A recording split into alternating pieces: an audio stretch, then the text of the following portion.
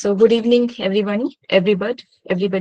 Now, on behalf of the Indian History Forum, I warmly welcome all of you on today's webinar titled Sectarian Politics and the Abuse of History. My name is Umaira Afreen, and I will be coordinating and hosting this session. And we are honored to have with us Dr. Ram Puniani, a distinguished public intellectual whose work on communalism, secularism, and political misuse of history has been profoundly influential. And we are grateful for his time today. This webinar is part of Indian History Forum, and it's our effort to foster informed, rigorous, and inclusive conversations around India's past, especially at a time when historical narratives are increasingly contested and selectively used. Sir, I have two proposals for you. If I can just briefly, for 5 minutes, give the introduction of the forum, and then we will start with the session. Sure, Is sure. it okay with you? Okay, sir. So, as I said, that before we begin, I'd like to briefly introduce the Indian History Forum for those joining us for the first time. The forum has been established as a dedicated space to engage with India's past through rigorous, balanced, and inclusive scholarship. And our aim is to bring together historians, researchers, and the wider public to restore nuance to narratives that are often fragmented or selectively presented in current discourse. We focus particularly on documenting and examining the rich and long standing contributions of minorities to the making of Indian society, not as isolated moments, but as integral chapters in India's broader historical journey. Our work includes commissioning archival and field based research, hosting discussions with eminent historians, curating exhibitions, and creating platforms where scholars and young researchers can explore India's history through the lens of coexistence, pluralism, and shared heritage. You may know about the forum through our official website, indianhistoryforum.com, or by following our Instagram page at Indian History Forum. Our advisory board consists of several distinguished historians, and we are very honored to say that Mr. Punyani is part of our advisory board. And among others, we have Dr.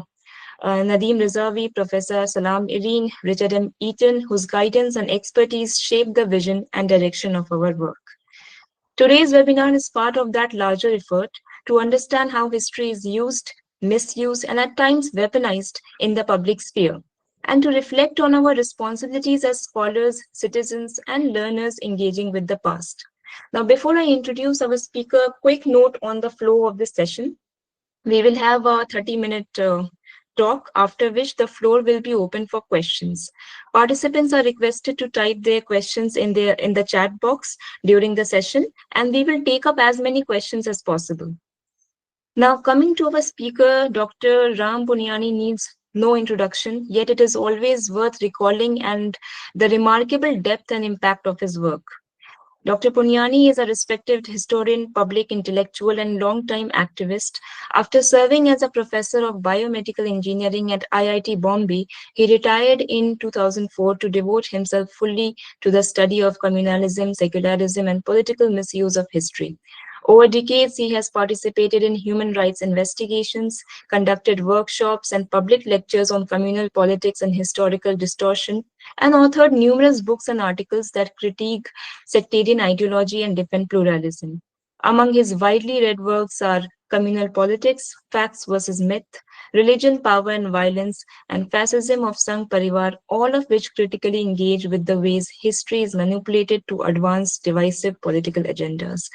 Thank you, sir, for joining us this evening. We are truly Thank honored to you. have you. Uh, Thank you. Over to you, sir. Thank you. Thank you very much, Humera and friends. First of all, let me clarify. Should we have discussion in English or Hindi? What language you will prefer, more comfortable? Sir, I think whatever you are comfortable to, I think we have a mixed audience and Hindi and English both would be fine. Okay. Completely your choice. Yeah, actually, I'm okay. Hindi is also okay for me, and English is also okay. So I'll go on with Hindi. If somebody has a problem, do let me know. Yes, okay, sir. तो दोस्तों, पहले तो आपका बहुत धन्यवाद कि आपने मुझे इस फोरम में अपनी बात रखने के लिए बुलाया। और जैसे मेरे परिचय में कहा गया, मैं तो बायोमेडिकल इंजीनियरिंग में प्रोफेसर था और मैं इतिहास में कैसे आ गया। मैं पेशे से इतिहासकार नहीं हूँ, पर सोशल एक्टिविज्म में मुझे इतिहास का सहारा लेना पड़ा।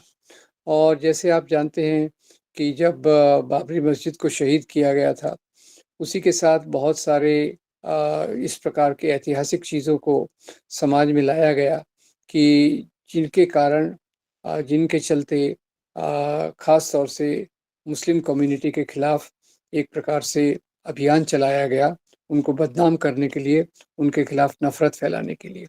वैसे ख़ैर बाद में इसी प्रकार का अभियान एक अलग लेवल पे क्रिश्चियंस के भी खिलाफ है, पर मुस्लिम्स के खिलाफ जो अभियान है, उसमें इतिहास का भरपूर उपयोग किया गया है और इतिहास के साथ-साथ आज की राजनीतिक बातें, आज की सामाजिक जीवन की समस्याएँ, इनको भी उसमें उपयोग किया गया है।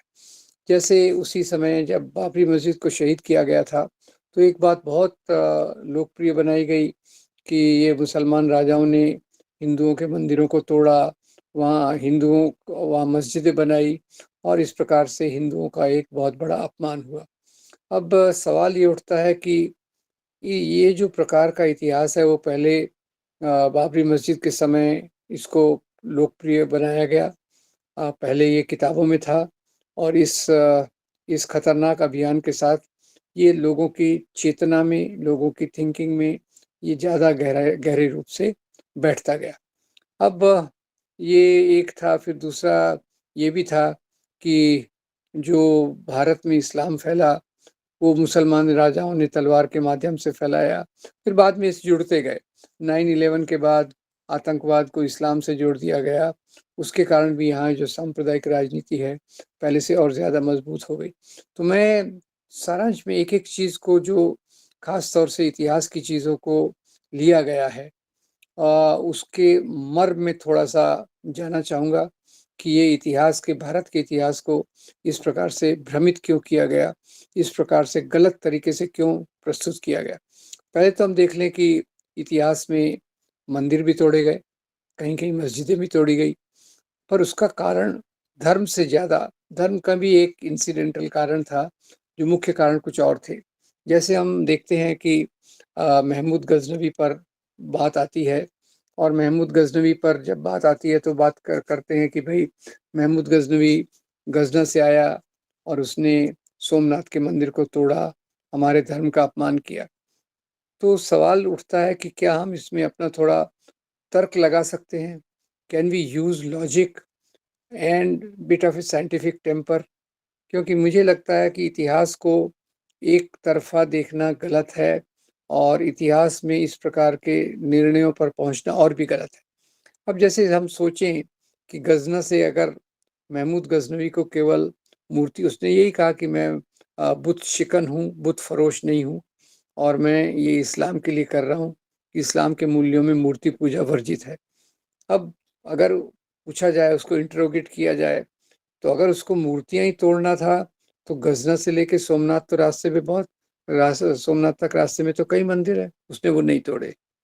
क्यों सोमनाथ का मंदिर क्यों तोड़ा? क्योंकि सोमनाथ के मंदिर में उस समय के हिसाब से, आज के हिसाब से 151 करोड़ की संपत्ति थी, जो 20,000 सोने की दीनारों के बराबर थी। और वो एक बार जब उसने मंदिर को तोड़ा, तो 16 हाथियों पर वो संपत्ति रख कर ले गया। अब ये इससे एक कन्क्लूज़न दूसरा महमूद गज़नवी की जो सेना थी, उसमें बहुत सारे सेनापति थे और उसमें जो 5 सेनापति थे, वो हिंदू सेनापति थे। इनके नाम जो तारीख़ी बयाकी से मैं आपको बता रहा हूँ, तिलक, सोंधी, हरजान, राय और हिंद। तो ये कोई धर्म का मामला नहीं था। उसकी फ़ौज में हिंदू भी थे, मुसलमान भी थे और ये लूट-मार जो उन्होंने मंदिर की, वो मुख्य रूप से संपत्ति के लिए थी और उसमें जो भी उन्होंने उदाहरण बातें रखी, वो दूसरी बातें थी। ऐसे ही अभी जैसे आजकल तो औरंगज़ेब को ज़्यादा बदनाम करने की पूरी कवायद चल रही है देश भर में और ख़ास तौर से जब बाबरी मस्जिद को ध्वंस किया गया, तो बाबरी मस्जिद पे भी थोड़ा देख लेते हैं। बाबरी मस्जिद पर तो कितने जजमेंट्स आए, इलाहाबाद कोर्ट का जजमेंट आया, बाद में सुप्रीम कोर्ट का जजमेंट आया। तो इलाहाबाद के कोर्ट ने जब वहाँ की ज़मीन को 3 टुकड़ों में बाँटा, तो उन्होंने कोई निश्चित प्रमाण से नहीं कहा कि यहाँ मंदिर था या बाबर ने मंदिर को तोड़ा। उन्होंने केवल कहा कि लोगों की भावना है कि यहाँ भगवान राम का जन्म हुआ था, इसीलिए हम इसको 3 भाग में बाँटते हैं। अब इसमें कोई इतिहास का मामला तो है नहीं, ये लोगों की जो भावना एक्चुअली थी, वो तो पैदा की गई थी, उसको बनाया गया था कई कारणों से। तो ये एक बात है। फिर सुप्रीम कोर्ट ने भी, जैसे चंद्रचूड़ साहब ने कहा, जो उस समय न्यायाधीश थे, उन्होंने कहा मुझे सपने में भगवान आए और उन्होंने बताया, उसके आधार पे मैंने इस प्रकार का जजमेंट लिखा। तो खैर ये सब चीज़ें जो हुई, उसमें मैं पते की बात ये बताता हूँ कि जैसे आजकल काशी विश्वनाथ के मंदिर की बात चल रही है। अब औरंगज़ेब ने उसको क्यों तोड़ा, उसके पीछे बहुत सारी चीज़ें हो सकती हैं। एक कारण जैसे कि कई राजा के विद्रोही वहाँ छुपे हुए थे, एक बात है। तो उसके लिए उनको, उनका सफाया करने के लिए वो मंदिर टूटा। दूसरी बात, कई लोग इसको नैतिकता से जोड़ते हैं कि वहाँ के महंत कई स्त्रियों के साथ बुरा बर्ताव करते थे, इसलिए तोड़ा गया है। दोनों चीज़ें हवा में समाज में तैर रही हैं। तो इसमें भी कोई धर्म का कारण तो था नहीं। और जो जिस प्रकार से उसका दूसरा सबसे बड़ी बात देखिए कि जहाँ वो एक मंदिर को तोड़ता है, 10 मंदिरों को तोड़ता है। रिचर्ड ईटन जो हमारे एडवाइजरी कमेटी में है, उन्होंने इस पे अच्छा रिसर्च किया है और बताया कि करीब 10 मंदिरों को उसने तोड़ा होगा। आजकल तो बढ़ा चढ़ा कर वो फिगर को कहीं भी ले जाते हैं, 1000, 10,000, लाखों तक उसको करते हैं। पर जैसे रिचर्ड ईटन साहब का रिसर्च है कि ये मुख्य रूप से 10 मंदिरों के आसपास तोड़ा होगा। पर यहाँ मैं आपका ध्यान दिलाना चाहता हूँ कि जहाँ उसने 10 मंदिरों को अलग-अलग कारणों से तोड़ा होगा, वहीं उसने 50 मंदिरों को दान दिया। डॉक्टर विशंबरनाथ पांडे, जो आज़ादी के आंदोलन में से जुड़े हुए थे, उन्होंने उत्तर भारत के मंदिरों के पुजारियों के पास जो औरंगज़ेब द्वारा दिए गए फरमान थे, उनको जमा किया। वो एक बुकलेट के रूप में हमारे सेंटर ने भी छापा था और राजकमल प्रकाशन से भी वो किताब आई थी। तो उसमें जो औरंगज़ेब के फरमान हैं, वो कई जगह ऐसा बताते हैं कि भाई हम यहाँ अ मैं औरंगज़ेब उसमें लिखते हैं कि इस मंदिर को मैं ये दान दे रहा हूँ, उस मंदिर को वो दान दे रहा हूँ, इसको जागीर दे रहा हूँ, इसको सोने के आभूषण दे रहा हूँ, वगैरह-वगैरह। मैं केवल 3 मंदिरों का उदाहरण दूँगा, 3-4 मंदिरों का। जैसे असम में कामाख्या देवी का मंदिर है, वहाँ तो तांबे का प्लाक लगा हुआ है कि औरंगज़ेब ने उसको कितना दान दिया। उज्जैन में महाकाल के मंदिर को भी यही बात है, औरंगज़ेब ने उसको भी दान दिया। और उसी के साथ-साथ अगर हम देखें, औरंगज़ेब ने वृंदावन में भगवान कृष्ण के मंदिर को बहुत सारे आभूषण दिए। बालाजी, चित्रकूट में बालाजी के मंदिर को दान दिया। ऐसे बहुत सारी चीज़ें आपको इसमें मिलेंगी और उसमें आपको दिखेगा कि कैसे औरंगज़ेब ने इतने सारे मंदिरों को दान भी दिया। और तो और मैं यहाँ तक आपको बताऊँगा कि देहरादून में उन्होंने एक सिख गुरु को गुरुद्वारे के लिए जगह दी। तो ये इसको ये जो चुना हुआ चुनिंदा इतिहास, सेलेक्टिव हिस्टोरियोग्राफी में क्या करते हैं कि एक चीज़, किसी भी बात का एक पक्ष बताते हैं, दूसरा पक्ष नहीं बताते। ये सब लोग कहते हैं कि भाई औरंगज़ेब ने मंदिर तोड़े, पर ये कोई नहीं बताता कि भाई औरंगज़ेब ने कितने मंदिरों को दान दिया। तो ये एक सरल सी बात इसमें समझने लायक है और उसके पुख्ता सबूत, जैसे मैंने उदाहरण दिया इनका, डॉक्टर विशंबरनाथ पांडे की किताब का, ऐसे बहुत सारे फरमान जमा है। और एक मज़े की बात आपको बताऊं, भारत में मंदिर तोड़ने वाले, सबसे ज़्यादा मंदिर तोड़ने वाला जो था, वो था एक हिंदू राजा। उसका नाम था राजा हर्षदेव। ये उल्लेख जो मैं बता रहा हूँ आपको, वो कवि कल्हण की किताब राज तरंगिणी से बता रहा हूँ। उसने मंदिर क्यों तोड़े भाई?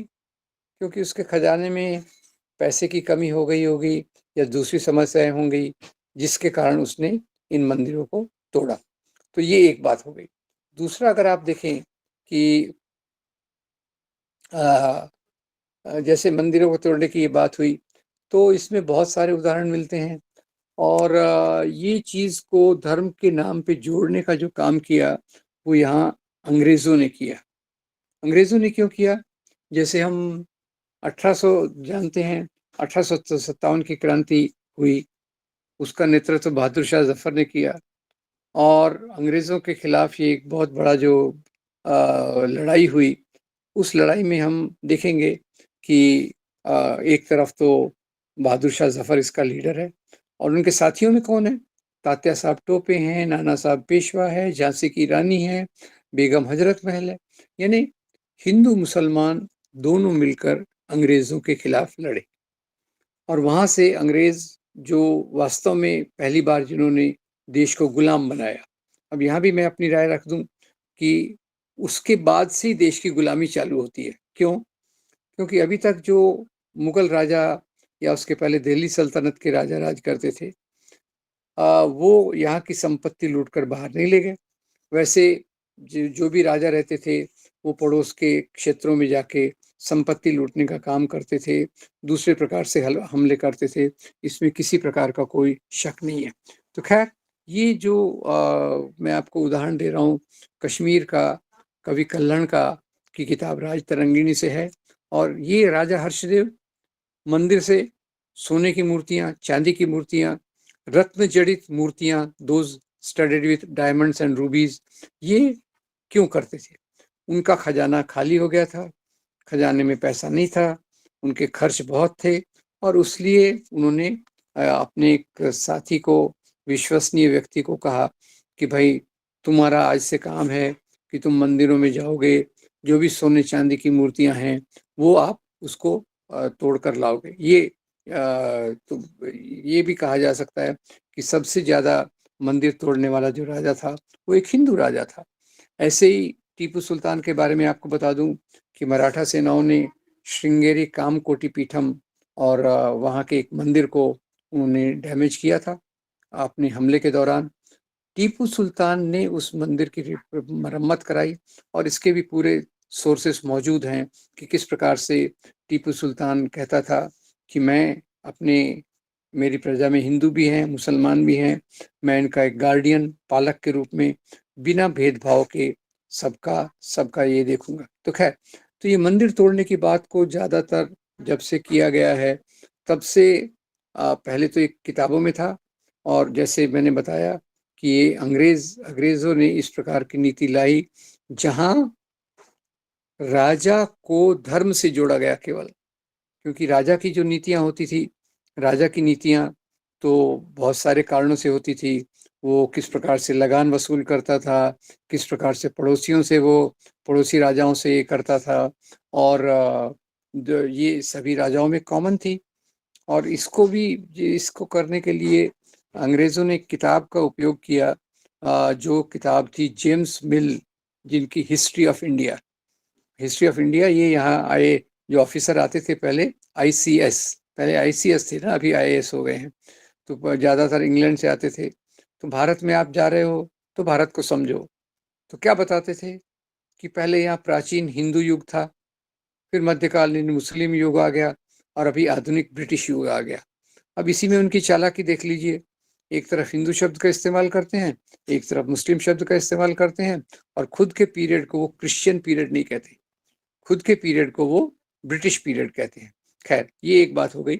और कई लोग बताते हैं कि 1957 के बाद वो जानबूझकर अपने उन्होंने ऑफिसर्स को भी ये कहा कि जहाँ भी हो सके आप हिंदू मुसलमानों के बीच में जो कोई समस्या है उसको बढ़ा चढ़ाकर आगे ले चलो।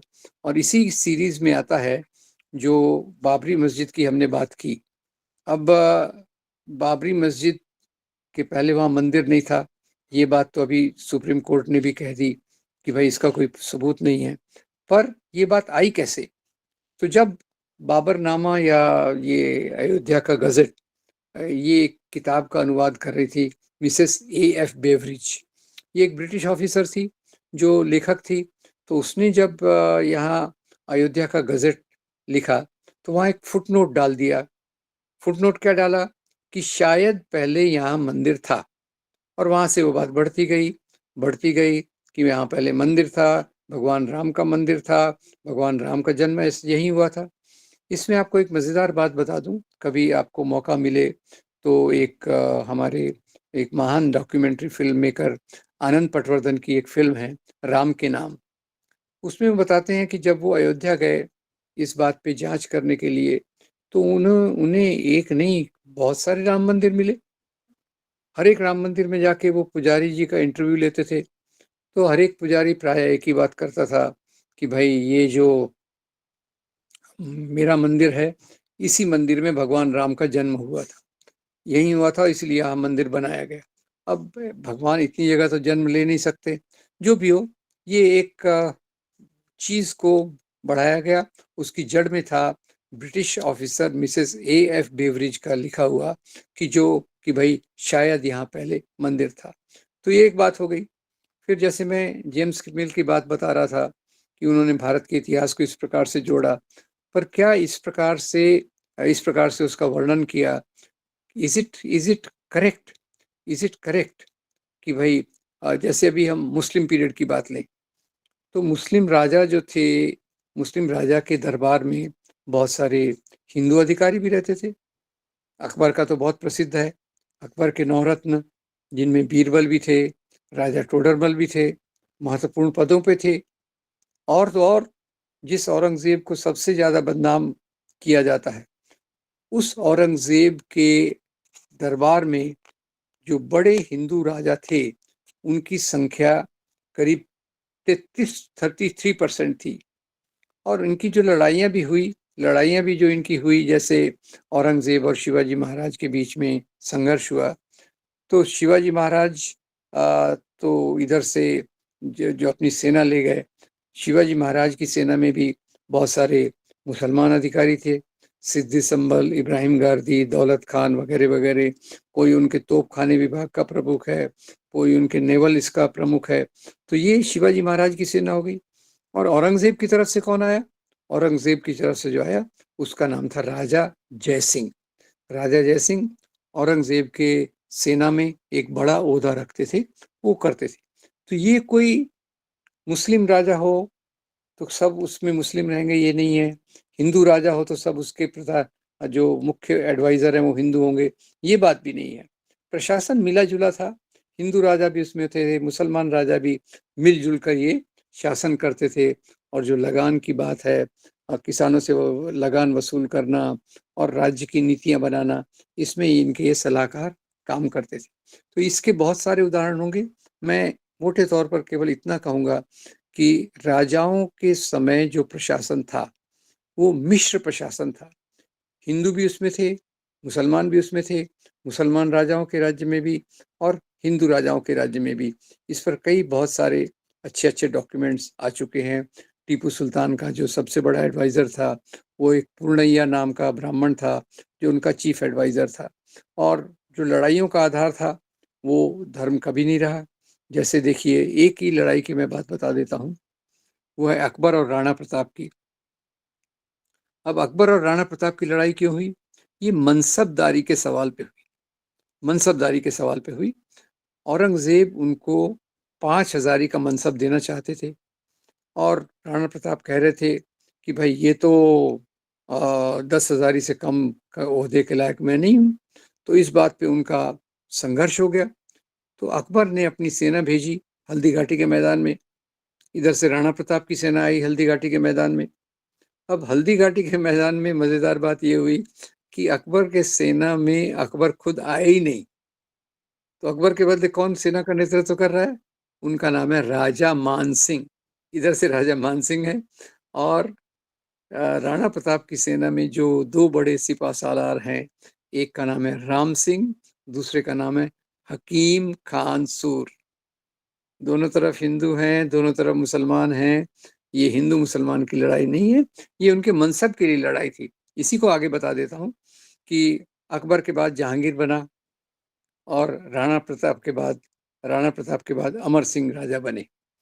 अब ये जब इनके उत्तराधिकारी ऊपर आए, तो जहांगीर ने अमर सिंह को 10,000 का मनसब देने की मंजूरी दी। अब 10,000 का मनसब दिया तो अमर सिंह फिर जहांगीर के साथ मिल गए। तो ये इनके सत्ता का जो मुख्य कारण है, वो हमको यहाँ दिख जाता है कि सत्ता, राजा लोग मुख्य रूप से ज्यादातर 99% उनका जो उद्देश्य रहता था, खुद के राज्य का विस्तार करना और दूसरे राज्यों अपनी इनकम को लगान के माध्यम से, टैक्सेस के माध्यम से बढ़ाना, ये उनका एक मेन गोल रहता था। बाद में इन सबको एक धर्म के चश्मे से देखा जाने लग गया और जो एक्चुअली भारत का जो यहाँ की सभ्यता, संस्कृति, साहित्य, कला, ये सब चीज़ें जो है, उसमें भी बहुत मेल-जोल है। और यहाँ एक जो इतिहास इस प्रकार से बताते हैं, जो अंग्रेज़ों ने शुरू किया, इसको कहते हैं कम्युनल हिस्टोरियोग्राफी, यानी इतिहास को राजा के धर्म के माध्यम से देखना।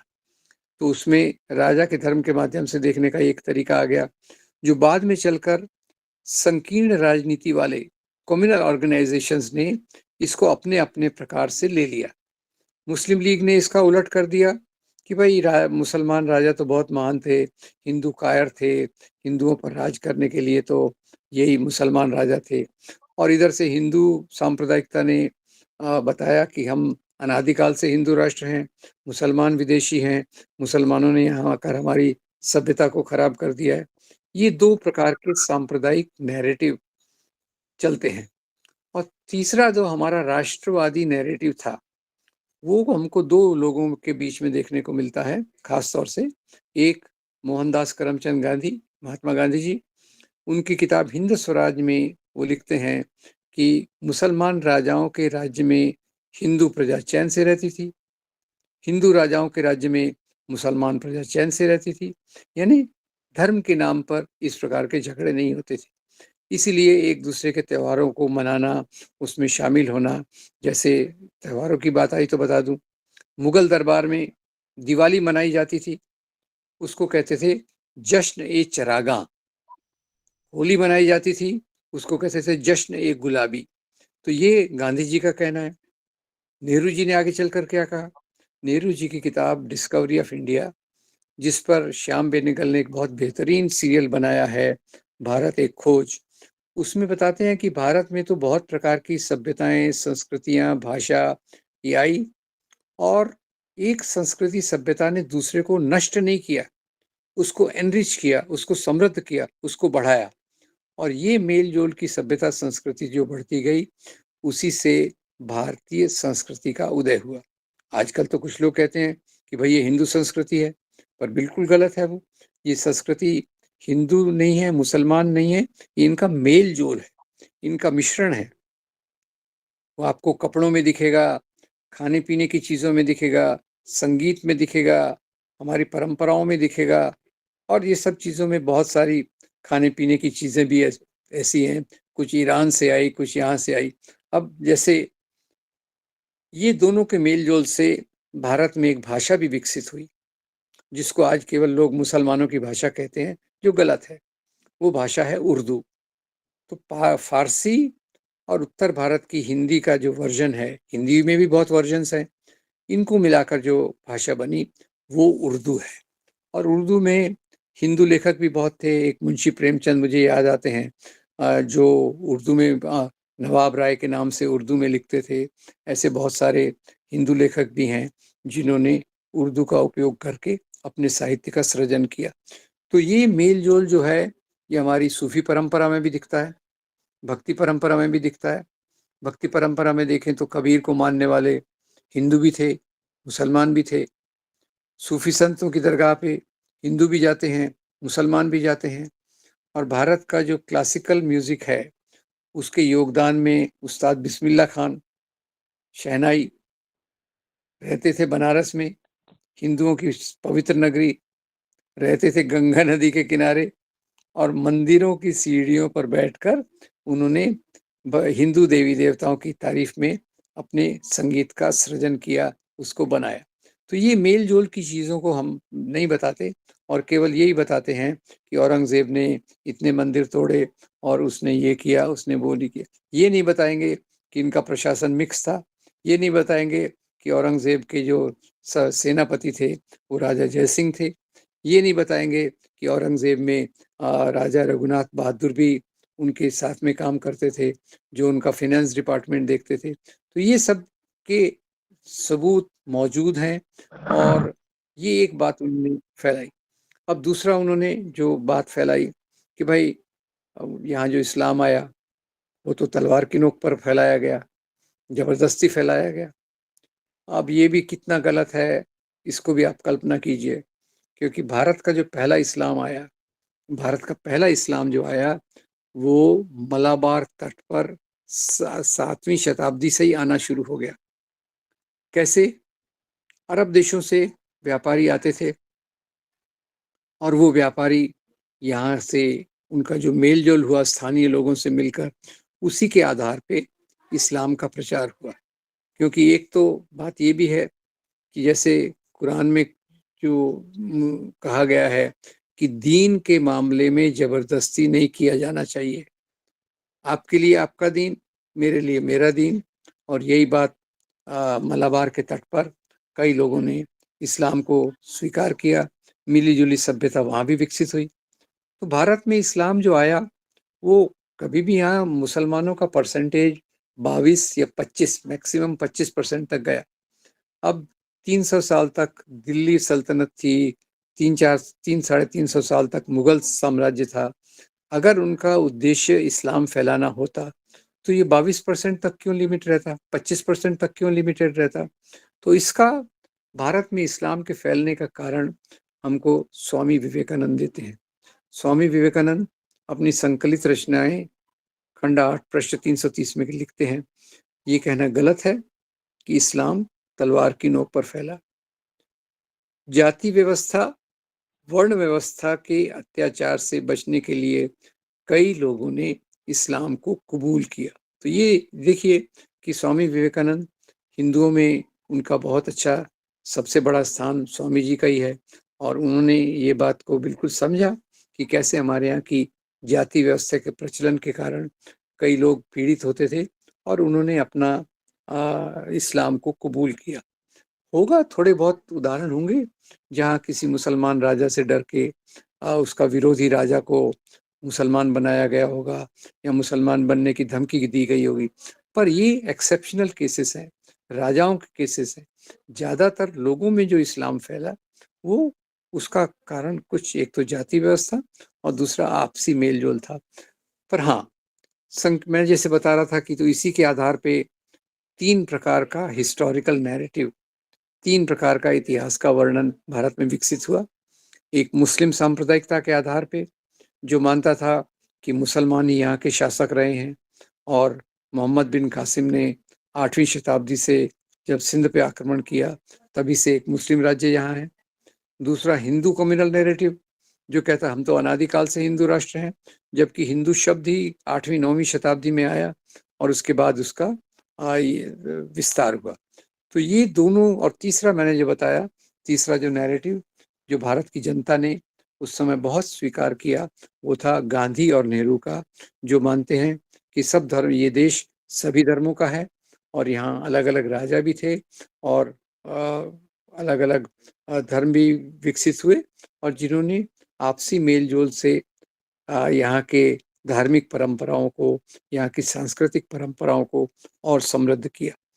तो अब ये सांप्रदायिक ताकतें जो हैं, एक तरफ मुस्लिम लीग ने इसी प्रकार का वर्जन स्वीकार किया, खैर उनका वर्जन अभी पाकिस्तान में चलता है, और उन्होंने अपनी किताबों से हिंदू सभ्यता, संस्कृति, कल्चर और हिंदू राजाओं को बिल्कुल खत्म कर दिया, किताबों से निकाल दिया। अब उसी रास्ते पर अभी जो सांप्रदायिक राजनीति देश में मजबूत हो रही है, वो आगे आने वाली किताबों में यही करना चाहते हैं, वो यही करना चाहते हैं। वो भारत के इतिहास से उन्होंने मुगलों को गायब कर दिया है।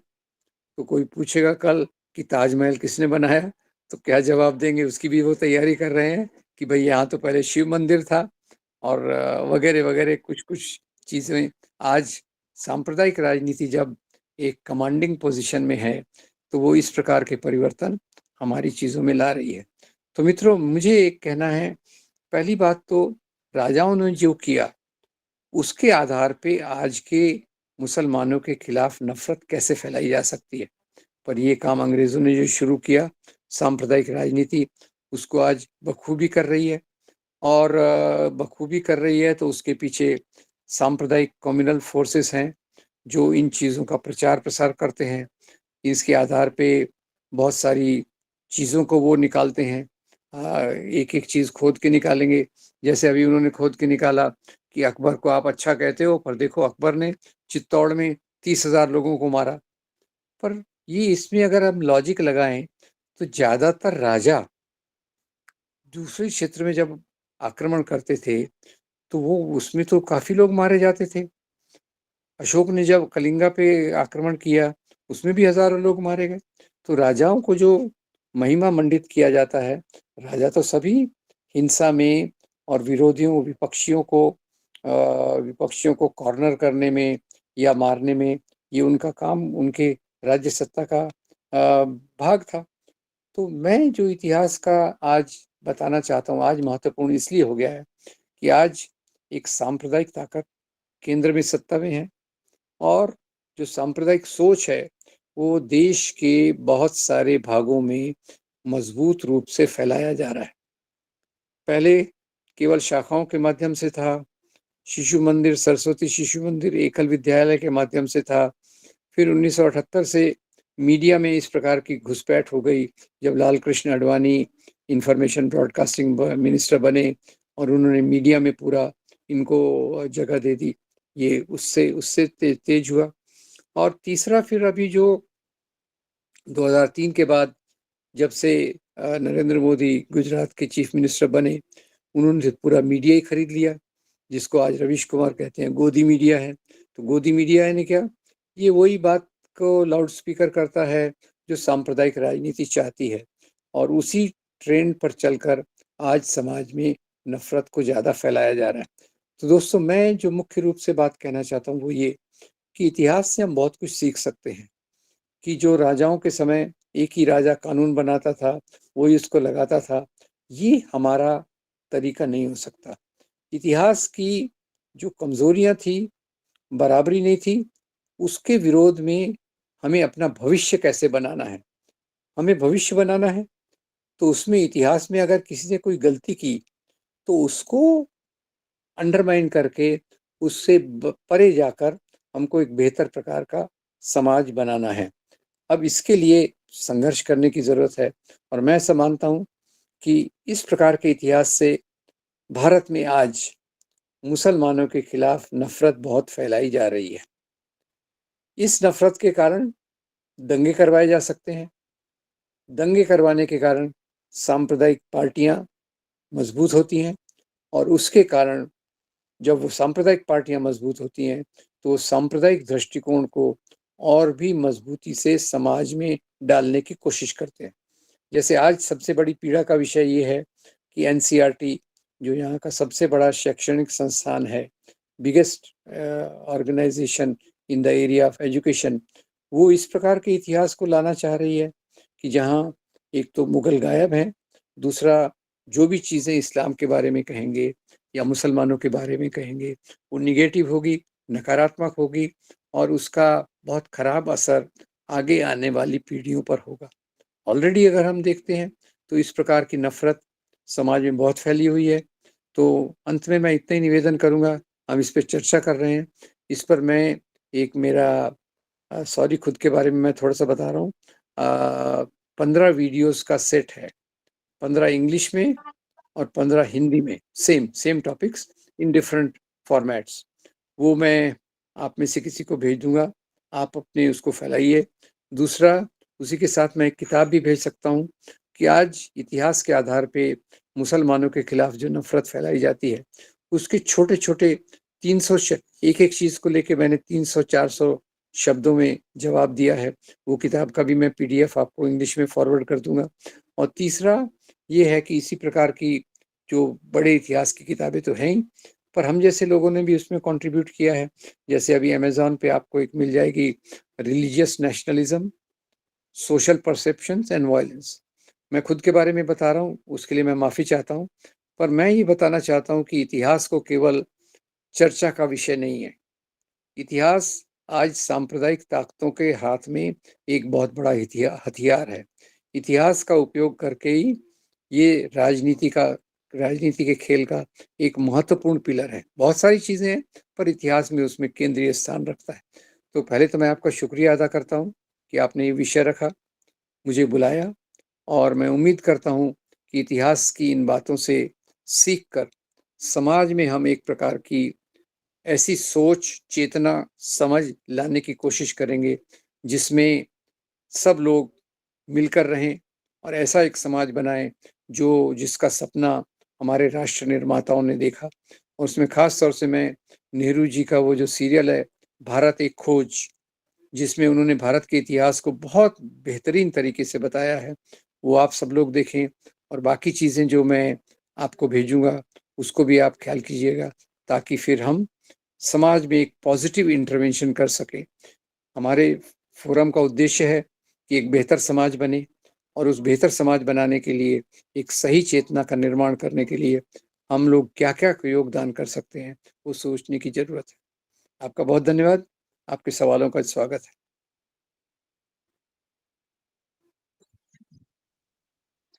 The floor is now open for questions. आप अपने सवाल प्रश्न सब चैट बॉक्स में लिख सकते हैं और हम लोग एक के बाद एक ले लेंगे।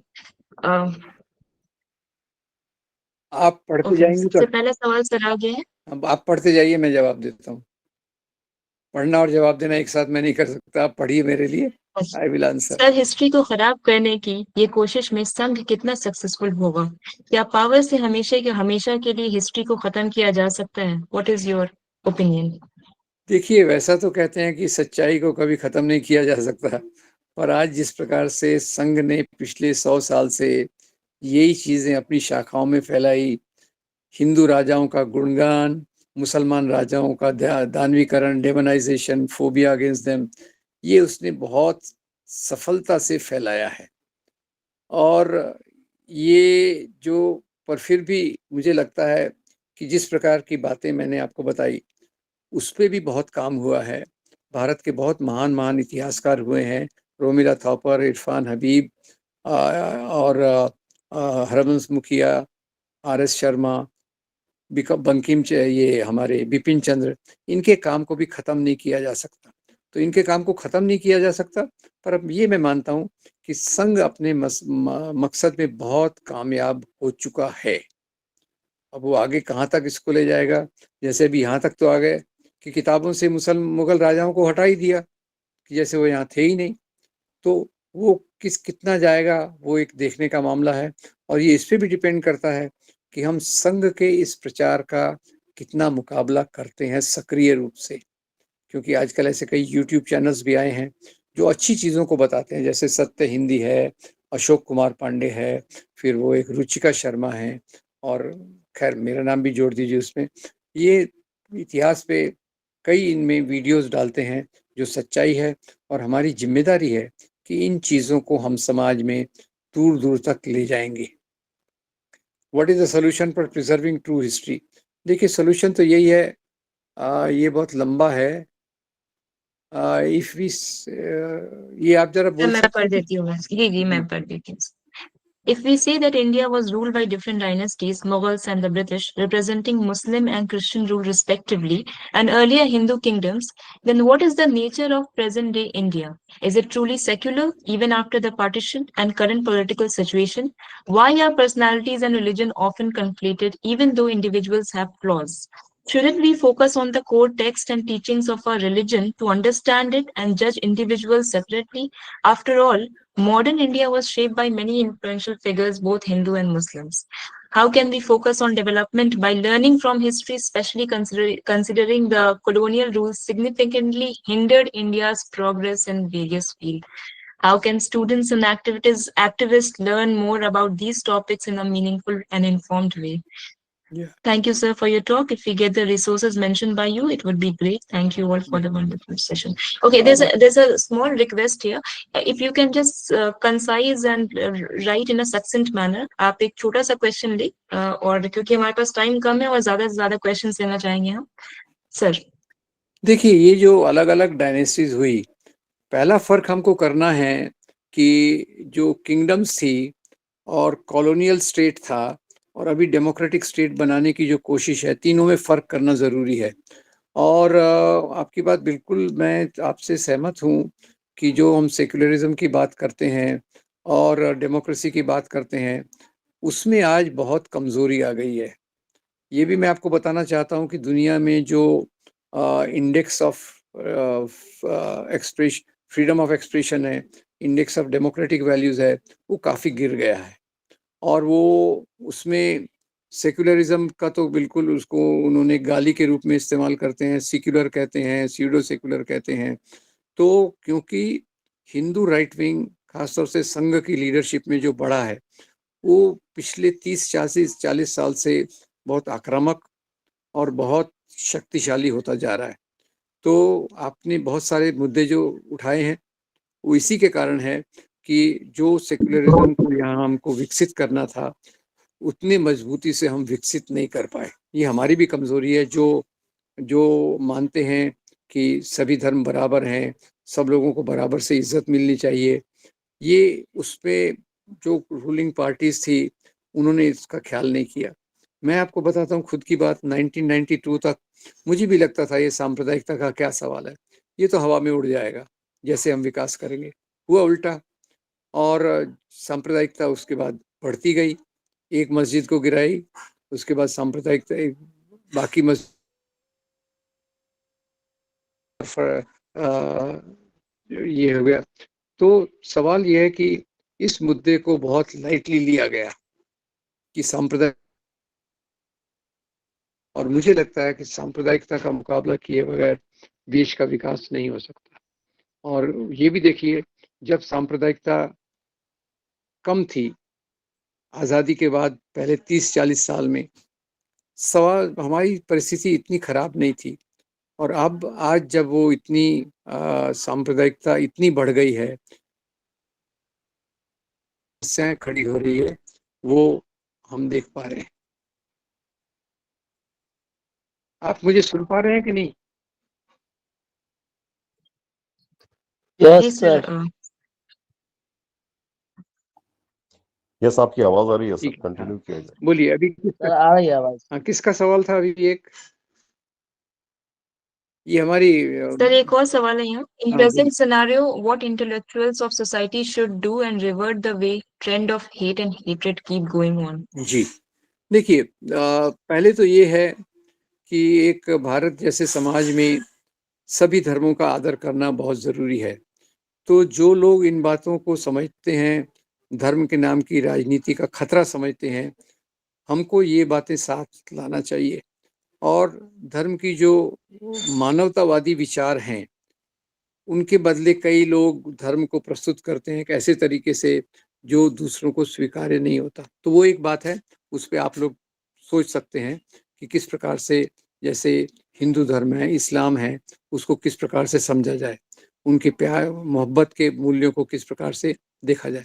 और दूसरा ये है, जो इन्होंने फैलाई है गलत फहमियाँ, उन गलत फहमियों का मुकाबला करना तो हमारा ही काम है। जो लोग इस पे पढ़ते हैं, सोचते हैं, अच्छे से सोच सकते हैं, क्योंकि मैं जैसा कहता हूँ कि इतिहास भी एक विज्ञान है। आप इतिहास को कोई कल्पना से, जस्ट फैंटेसी से इतिहास को आप नहीं समझ सकते। उसमें भी अलग अलग चीज़ों को लाना ज़रूरी है, उसमें भी वैज्ञानिक सोच लाना ज़रूरी है। वो अगर हम लाके, मैं जिस प्रकार से थोड़ी सी कोशिश कर रहा हूँ, सॉरी खुद के बारे में बोल रहा हूँ, ये कोशिश मल्टीप्लाई होना चाहिए मिलियंस ऑफ टाइम्स। हम कम्युनिटीज़ में जाके अच्छे वीडियोस दिखाएं, उस पर चर्चा करें। व्हाट्सएप का मीडियम सांप्रदायिक ताकतें यूज़ कर रही हैं, हम क्यों नहीं यूज़ कर सकते? हम भी यूज़ कर सकते हैं। जो अच्छी चीज़ें मिलती हैं, अच्छे क्लिप्स मिलते हैं, उसको हम समाज में फैला सकते हैं। जो अच्छा साहित्य मिलता है, अच्छे साहित्य का भी आप उसको आगे परकोलेट कर सकते हैं, समाज तक ले जा सकते हैं। मूल बात यह है कि हम घर पर बैठकर ये काम नहीं कर सकते, समाज से जुड़ना होगा। छोटी-छोटी बस्तियों में, स्कूलों में, कॉलेजेस में छोटी मीटिंग्स, बड़ी मीटिंग्स के माध्यम से सच्चाई को लोगों तक लाना पड़ेगा। और सच्चाई को लोगों तक तभी ला सकते हैं जब हम खुद सच्चाई को जानें, जब हम सच गहराई को जानें, और उसमें हम वन साइडेड ना हों, हम बिल्कुल ऑब्जेक्टिव हों, तो ही एक समाज में एक बेहतर वातावरण बना सकते हैं। Thank you, sir. Sir, as we are getting a number of questions, but can we take one more question? Post Yeah, that we please. will, Please. wind up. And see what one more question we'll take. Other questions, if you can send me an email, then I will try to Okay. concise them and give the reply. Sure, sure, sir. So history से truth remove करना संघ का असल मकसद है या ये tool है मकसद के हुसूल के लिए, और वो मकसद क्या है जिसकी वजह से वो हिस्ट्री से ट्रुथ हटाना चाह रहे हैं? जी ये चैट बॉक्स में है। हाँ, संघ का जो मतलब है हिंदू राष्ट्र, उसके दो, ये इतिहास उनके हाथ में एक हथियार है। इतिहास का गलत प्रस्तुतिकरण, wrong presentation of history is a tool in their hands to achieve their goal of Hindu nation. अब हिंदू नेशन का क्या मतलब है? हिंदू नेशन का मतलब है नंबर एक, मनुस्मृति के वैल्यूज को वापस लाना, क्योंकि संघ पैदा ही तभी हुआ था जब समाज में संघर्ष चल रहा था, जातिगत ऊंच नीच के विरोध में, लैंगिक ऊंच नीच के विरोध में जब चल रही थे आंदोलन, आज़ादी के आंदोलन के दौरान, उसी समय संघ सामने आया कि ये जो कुछ हो रहा है ये हमारे हिंदू धर्म के खिलाफ है, और उसी के कारण उन्होंने कहा हिंदू धर्म खतरे में है और दूसरे हमको उस रास्ते पर जाना है। यहीं से उनकी बात चालू होती है। और संघ का उद्देश्य इतिहास का उपयोग करके नफरत पैदा करना, नफरत पैदा हो गई तो दंगे करवाना, दंगे करवाने की परिस्थिति खड़े करना, उसके आधार पे ध्रुवीकरण, पोलराइजेशन, पोलराइजेशन के आधार पे पावर में आना। या पिछले 30 साल का इतिहास देखेंगे तो यही चीजें उसमें चल रही है। तो मुख्य बात तो ये है कि ये हम समझें और इसका अलग अलग स्टेप्स पे कैसा मुकाबला कर सकते हैं, सांस्कृतिक धरातल पर, कम्युनिटी एक्टिविटीज में, हिंदू मुसलमानों को साथ लाने में किस प्रकार से हम रोल अदा कर सकते हैं, वो हमने देखना चाहिए। पर संघ का ये केवल इतिहास ही उसका मकसद नहीं है, उसके 100 हथियार हैं, उसमें सबसे बड़ा हथियार जो है वह है इतिहास। उसका मुख्य उद्देश्य है हिंदू राष्ट्र की स्थापना और उसके आधार पर समाज को चलाना। तो मैं आपसे निवेदन करता हूँ, आपके जो बाकी सवाल हैं आप ये मॉडरेटर के थ्रू मुझे ईमेल कर दीजिए, तो मैं उनका जवाब चैन से बैठ के लिख के भेजूंगा। जी सर। वक्त की कमी है, लेकिन अगर आप चाहें तो, अगर आपके पास वक्त है सर, तो हम लोग एक दो सवाल ले सकते हैं, और जैसी आपकी मर्जी, नहीं तो ईमेल के थ्रू भी मैं आपको भेज सकती हूँ। 2 सवाल ले लीजिए, बोलिए। अच्छा, ठीक। Ali Imam, you have raised your hand. Please ask your question, or you can write it in the chat box as well, whatever is convenient for you.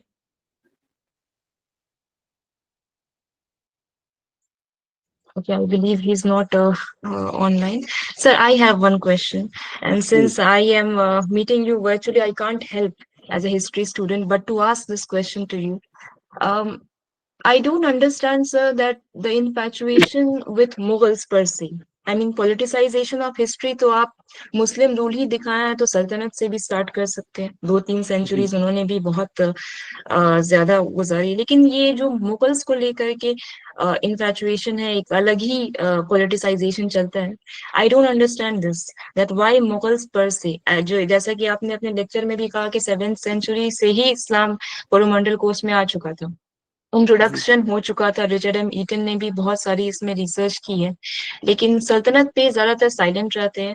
Mughals, हालांकि मुगल्स का कंट्रीब्यूशन ज्यादा रहा है, बट सल्तनत में भी काफी काफी सेंचुरीज सल्तनत ने रूल किया है, तो 300 व्हाई साल। Only Mughals?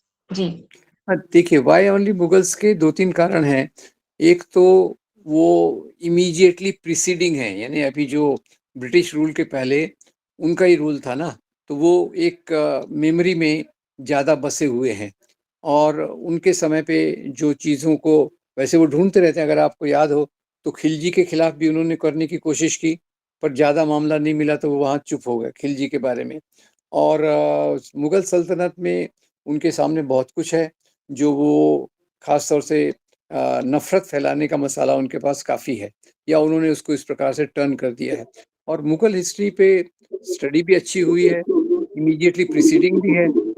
आज आप देखिए, भले किताबों में मुगल सल्तनत पीरियड का भी उल्लेख है, पर ये जो मुगल पीरियड में जो डेवलपमेंट्स हुए और जिस प्रकार का मेनली आर्किटेक्चर, आर्ट, कल्चर, ऐसा इसने इंडियन लाइफ में काफ़ी एक महत्वपूर्ण जगह बनाई। और वो मेमोरी में फ्रेश है, इसके कारण उन्होंने इसको ज़्यादा ऊपर उठाया। और ये मुगल सल्तनत के खिलाफ खास तौर से उनका दूसरा एम क्या था कि कुछ हिंदू राजाओं को ग्लोरीफाई करना, जैसे छत्रपति शिवाजी महाराज हो गए, राणा प्रताप हो गए, पृथ्वीराज चौहान हो गए, इनको ग्लोरीफाई करना का भी एक उनका मकसद था, जिसमें एनिमीज के रूप में मुगल्स को ही बताया जा सकता है। So that answers my question. Thank you so much. या। Sure. Faizur Rahman. There are two more questions in the chat box, sir. If you are free, ठीक है, feel free to take ठीक it. है। Otherwise, okay, मेरा let's take it. ठीक जी जी। क्या कुछ शासकों जैसे शिवाजी, अकबर, अशोक और औरंगजेब की छवि समय समय पर राजनीतिक जरूरतों से के अनुसार बदल गई है? इतिहासकार इस डिस्टॉर्शन को कैसे पहचाने? देखिए, ये जैसे शिवाजी के तो आज भी 4 इंटरप्रिटेशंस हैं कि भाई एक तो वो मराठा किंग थे, हिंदुओं के दुश्मन थे, और कास्ट सिस्टम वाले जो ये दूसरे हैं, कई उनको ब्राह्मणाइजेशन में भी प्रेजेंट करते हैं।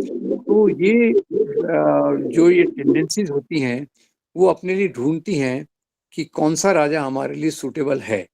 जैसे अभी तक अकबर के बारे में लोग साइलेंट थे, पर अब उन्होंने ढूंढ के निकाल दिया कि चित्तौड़ में उन्होंने 30,000 लोगों को मारा।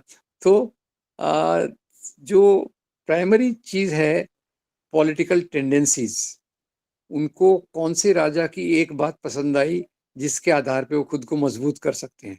बेसिक पॉइंट तो यही है, और उसमें मुगल मेमोरी रिसेंट है, तो दैट इसके आधार पे वो अपनी चीज़ों को आगे ले जाना चाहते हैं। और जैसे अशोक है, अब अशोक कई लोग अशोक से बहुत इम्प्रेस हैं, पर प्री कलिंगा अशोक आप देखिए तो वो उतने ही क्रूएल भी थे, और उन्होंने जो बुद्ध धर्म को फैलाया, बुद्ध धर्म को भी उन्होंने फैलाया तो एक पीसफुल तरीके से फैलाया। तो कई लोगों की छवि कुछ फिक्स है, पर ये लोग चुनते हैं किसको डेमोनाइज करना। जैसे आज औरंगजेब और बाबर ये टॉप में आते हैं, क्योंकि औरंगजेब के आधार पे अभी जो दूसरे मंदिर मस्जिद को गिराना है ज्ञानव्यापी, उसके लिए औरंगजेब चाहिए। जो उन्होंने बाबरी मस्जिद को गिराया, उसके लिए बाबर की जरूरत थी। ये दो ज्यादा इनके टारगेट हैं, तो समय समय पे बढ़ता रहता है। और शिवाजी को क्यों ये प्रोजेक्ट करते हैं ज्यादा, कि भाई शिवाजी ने लड़ाई की थी मुगलों के खिलाफ, औरंगजेब के खिलाफ, जबकि उसकी रियल स्टोरी कुछ और ही है कि उनकी लड़ाई का भी जो आधार था, सबसे ज्यादा लड़ाइयां तो उन्होंने हिंदू राजाओं से की थी। पर ये इसको कहते हैं selective presentation for your political goals, तो इसलिए ये नायक बदलते रहते हैं। Thank you sir. सर, एक लास्ट क्वेश्चन ये है कि कल के भारत की कल्पना कैसे हो सकती है आपके हिसाब से? ये प्रोफेसर हामिद तफरीर जी का क्वेश्चन है। जी, ये क्वेश्चन तो बहुत हमारे लिए सबके लिए सेंट्रल है। कल के भारत की कल्पना के लिए मुझे लगता है कि जो रास्ता हमने आज़ादी के आंदोलन के दौरान स्वीकार किया कि ये देश सब धर्मों का है, सब धर्मों के लोगों का है, और सब बराबरी से रहेंगे, ह्यूमन राइट्स का रिस्पेक्ट होगा, जो हमारे कॉन्स्टिट्यूशन में रिफ्लेक्ट हुआ, वो मेरे ख्याल से कल के भारत का सपना होना चाहिए। और उसी के लिए हमने सब कोशिश करना चाहिए कि जो इंडियन कॉन्स्टिट्यूशन को आज मैं सुप्रीम मानता हूँ, हो सकता है कल तब तक मैं जीऊँ या ना जीऊँ, एक ऐसा समय भी आना चाहिए जब United Nations charter of human rights should be supreme. खैर, पर वो उसको तो बहुत लंबा सपना है, पर अभी के समय लिए तो भारतीय संविधान के मूल्यों को स्ट्रेंथन करना, मजबूत करना, उसके आधार पर देश को चलाना, ये एक सबसे कल के भारत के लिए मैं यही सपना देखता हूँ। Thank you, sir. With this, we end our session. Thank you, everyone, for being part of this session. And now I would like to thank Dr. Punyani for that deeply insightful, thought-provoking talk. And sessions like these remind us why critical inquiry and historical integrity matters, especially in times when narratives are contested and polarized.